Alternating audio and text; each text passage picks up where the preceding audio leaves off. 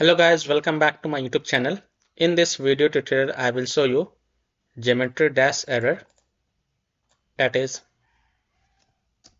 the error is load library failed with error 126. The specified module could not be found. As you can see that in the subreddit of geometry dash, a user have posted, "Can someone help me with this? Whenever I try opening geometry dash, I get this error and just closes whenever I click OK or just close the message." The error is load library failed with error 126. The specified module could not be found. So if you're getting this error in Geometry Dash or any other game on your PC, then here follow the fixes. So what you have to do, in Windows search, type device manager and open it. Then expand the display adapters.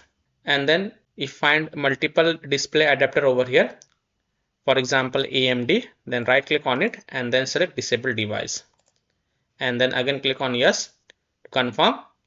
And if you find multiple display adapter, then again right click on that display adapter and then click on disable device and then confirm it.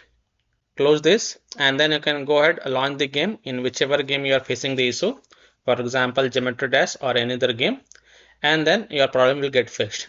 And after playing the game, then you can again come to this display adapter, expand it, and then you can just enable the device.